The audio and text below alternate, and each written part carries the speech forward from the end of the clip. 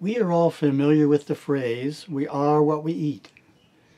The Hindu viewpoint on this is that the different types of food we consume have a significant influence on our state of mind and emotions.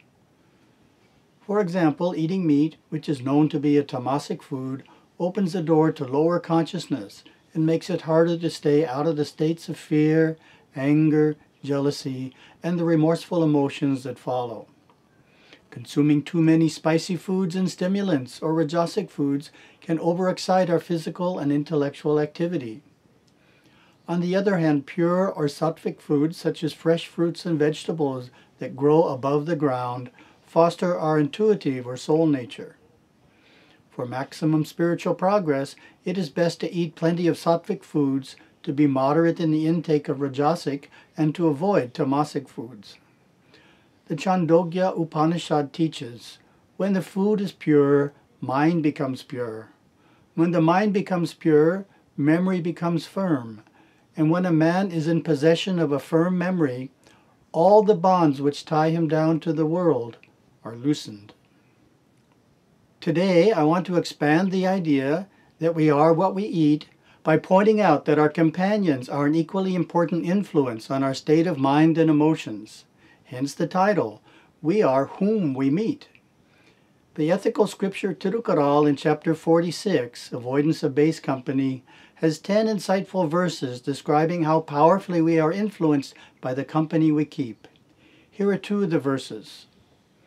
As water changes according to the soil through which it flows, so a man assimilates the character of his associates. Even perfect men, possessing the mind's full goodness, are fortified by pious fellowship. Our actions, speech, state of consciousness, and attitudes toward life are all strongly influenced by our companions, just as they are by the food we eat. Therefore, it is important to surround oneself with good, religious, higher consciousness people. Every few months I receive an email from someone saying that he or she used to perform sadhana, regular religious practices, but stopped some time ago and now wants to get started again. The advice I give always includes attending a weekly satsang with others who are also performing sadhana. It can be difficult to sustain sadhana if you are striving alone. We need the companionship of others on the path to keep our sadhana strong, especially during difficult times in life.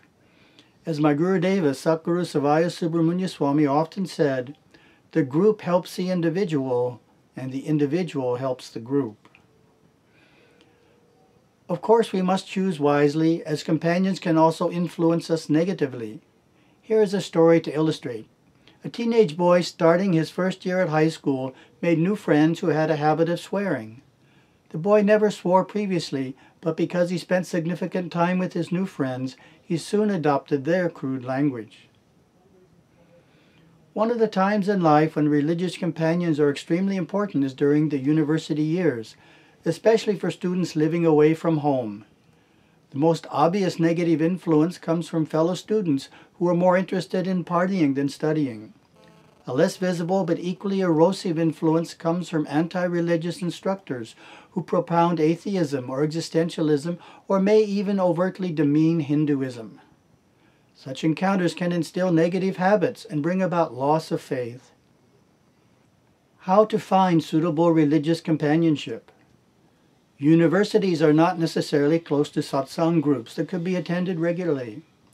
For students whose university is close to a temple, we suggest visiting it weekly. If the temple is too far for a weekly visit, at least make an effort to attend during major festivals. Joining a Hindu students group offers prime opportunities for interacting with peers who are spiritually inclined. If there is none at your school, but there are a good number of Hindu students at the university, consider founding a branch of an established Hindu students group on your campus. Other possibilities are to participate in an Indian cultural group, a yoga class, or a meditation program.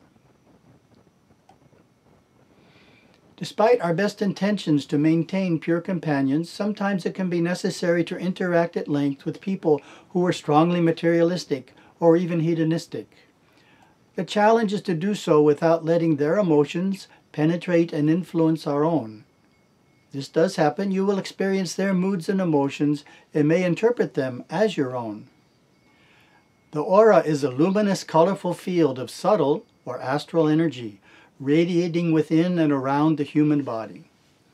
The colors of the aura change constantly according to the ebb and flow of your state of consciousness, thoughts, moods, and emotions. Fortunately, there are yogic exercises you can employ to vitalize your aura.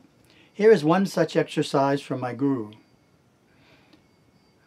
Sit quietly, breathe deeply, and mentally get in touch with your pranic body. First by visualizing it, and secondly by feeling it.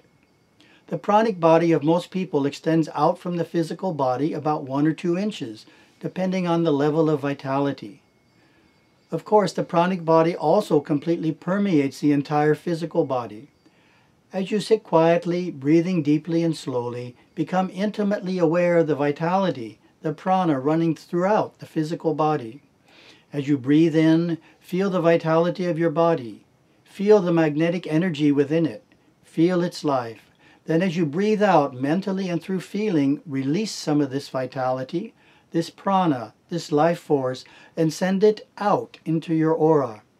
Keep sending it out on the out-breath to the aura's outer edges all around your body, from your head to your feet.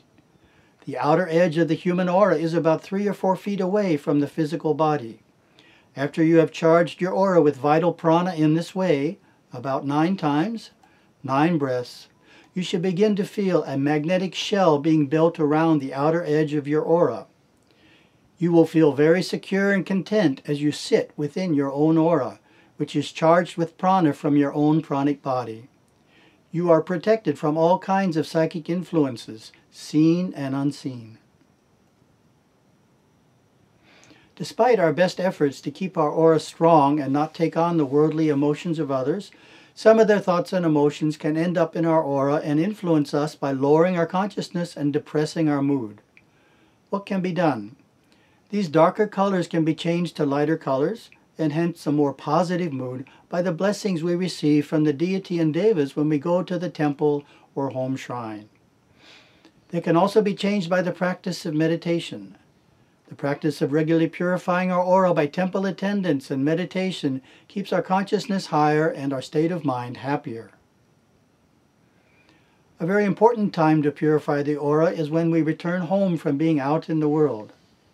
The practice I prescribe is to first bathe and then enter the shrine room for the blessings of the deity and devas which, when received, will dispel worldly forces and help us regain a state of God consciousness.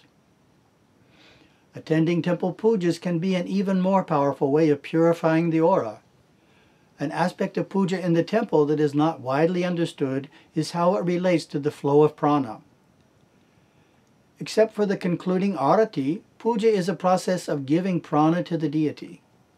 This is done through offering cut fruit, cooked food, water, fragrant flowers, and milk. Then during the final arati, the deity and his helpers or devas reflect back this prana into the aura of each devotee, purifying it of subconscious congestions. The devotee so blessed leaves the temple feeling uplifted and relieved of mental conditions he had been burdened by. Here is a final word of advice from my guru on the importance of spiritual companionship. He taught, "To sustain shaucha, purity, it is important to surround oneself with good devonic company, to have the discrimination to know one type of person from another. Too many foolish, sensitive souls, thinking their spirituality could lift a soul from the world of darkness, have walked in where even the Mahadevas do not tread, and the Devas fear to tread, only to find themselves caught in that very world through the deceit and conniving of the cleverly cunning. Let's not be foolish. Let's discriminate between higher consciousness and lower consciousness. Higher consciousness people should surround themselves with higher consciousness people to fulfill shaucha."